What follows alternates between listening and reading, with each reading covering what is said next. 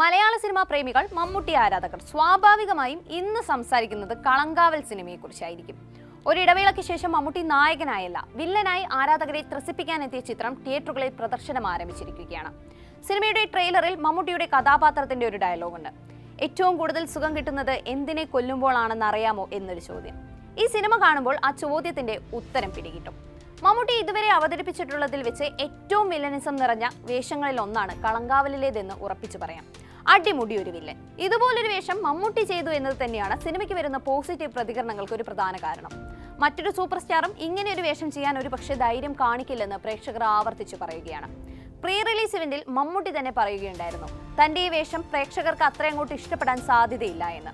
Cinema കണ്ട് തിയേറ്ററിൽ നിന്ന് ഇറങ്ങിയാലും ആ കഥാപാത്രം വിട്ടുപോകാൻ ലേശം പ്രയാസമാണെന്ന്. കാരണം നമ്മളിൽ പലരും, പൊതുവെ സ്ത്രീകൾ, എവിടെയെങ്കിലും വെച്ചൊക്കെ ഇത്തരം ആളുകളെ കണ്ടിട്ടുണ്ടാകും. ഒരു കഥാപാത്രത്തെ സ്ക്രീനിൽ കാണുമ്പോൾ അയാൾ അവതരിപ്പിക്കുന്ന വേഷത്തിനോട് അമിത ആരാധനയോ വെറുപ്പോ തോന്നിയാൽ അവിടെ ആ വേഷം വിജയിച്ചു എന്നാണല്ലോ. അങ്ങനെയെങ്കിൽ മമ്മൂട്ടി അവതരിപ്പിച്ച വില്ലൻ വിജയിച്ചു എന്നതിന് ഉദാഹരണമാണ് സോഷ്യൽ മീഡിയയിൽ ഉയരുന്ന കമന്റുകൾ. കളങ്കാവലിൽ മമ്മൂട്ടി ഒരു അസൽ വില്ലൻ തന്നെയാണെന്നാണ് പ്രേക്ഷക അഭിപ്രായം. ഇവിടെ മമ്മൂട്ടിയുടെ സിനിമാ തിരഞ്ഞെടുപ്പുകൾക്ക് വീണ്ടും കയ്യടി ലഭിക്കുകയാണ്. ഏത് റോളും ഇവിടെ പോകുമെന്ന് വീണ്ടും വീണ്ടും തെളിയിക്കുകയാണ് അദ്ദേഹം. വില്ലനായുള്ള മമ്മൂട്ടിയുടെ വരവിനെ, അയാളിലെ നടനെ ആരാധകർ തിയേറ്ററുകളിൽ ആഘോഷിക്കുന്നുണ്ട്. അഭിനയത്തിൽ വീണ്ടും തേച്ചുമിനുക്കിയെത്തുന്ന മമ്മൂട്ടിക്ക് അഭിനന്ദനങ്ങൾ എന്ന കമന്റുകൾ സോഷ്യൽ മീഡിയയിൽ നിറയുകയാണ്. വില്ലനെ അഭിനന്ദിക്കുമ്പോൾ അതിനൊപ്പം തന്നെ സ്വീകാര്യത ലഭിക്കേണ്ട കഥാപാത്രം തന്നെയാണ് നായകനായ വിനായകന്റെയും. ഇതുവരെ വിനായകനിൽ നിന്ന് ഇതുപോലൊരു കഥാപാത്രം വന്നിട്ടില്ല. വലിയ മാസ് ഡയലോഗുകൾ ഇല്ലാതെയും വിനായകന്റെ ഹീറോയിസം ചിത്രം മനോഹരമായി കാണിച്ചു തരുന്നുണ്ട്.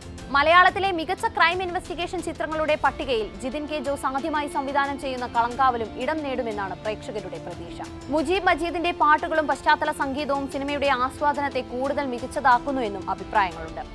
സിനിമയുടെ റിലീസിന് ശേഷം ടിക്കറ്റ് ബുക്കിംഗിൽ വൻ കുതിപ്പാണ്. ബുക്ക് മൈ ഷോയിൽ സിനിമ ഇപ്പോൾ ട്രെൻഡിങ്ങിൽ തുടരുകയാണ്. മണിക്കൂറിൽ ടിക്കറ്റ് വിൽപ്പന കുതിച്ചുയരുകയാണ്. 8000-ൽ നിന്ന് 10,000-ലേക്കും അവിടെ നിന്ന് 12,000-ലേക്കും മണിക്കൂറുകൾക്കുള്ളിൽ ടിക്കറ്റ് വിൽപ്പന ഉയരുന്നു.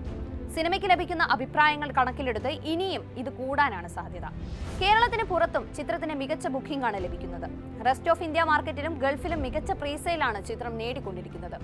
നേരത്തെ മോഹൻലാൽ ചിത്രം തുടരുമിന്റെ അഡ്വാൻസ് കളക്ഷൻ കളങ്കാവൽ മറികടന്നിരുന്നു. സൗത്ത് ഇന്ത്യൻ ബോക്സ് ഓഫീസിന്റെ റിപ്പോർട്ട് പ്രകാരം 4 കോടിക്കടുത്ത് പ്രീസെയിൽ കളങ്കാവൽ സ്വന്തമാക്കിയിട്ടുണ്ട്. 3.8 കോടിയാണെന്നാണ് റിപ്പോർട്ടുകളിൽ പറയുന്നത്. 3.74 കോടിയാണ് തുടരുമിന്റെ പ്രീസെയിൽ. ഒന്നാമതുള്ളത് മോഹൻലാൽ ചിത്രം എമ്പുരാനാണ്. നിലവിൽ കളങ്കാവൽ 2ാം സ്ഥാനത്താണ്. GCCയിൽ ഏറ്റവും കൂടുതലിടങ്ങളിൽ റിലീസ് ചെയ്ത ചിത്രവും എമ്പുരാനായിരുന്നു. എന്നാൽ ഈ റെക്കോർഡും കളങ്കാവൽ തിരുത്തിയെന്നാണ് റിപ്പോർട്ടുകൾ. കളങ്കാവൽ ആരാധകരുടെ പ്രതീക്ഷയ്ക്കൊപ്പം എത്തിയെന്നാണ് പൊതുവെ ഉയരുന്ന പ്രതികരണങ്ങൾ. ഇനി ആ മികച്ച അഭിപ്രായം ബോക്സ് ഓഫീസിലും ഗുണം ചെയ്യുമോ എന്നറിയാനാണ് മമ്മൂക്ക ആരാധകർ ഉറ്റുനോക്കുന്നത്.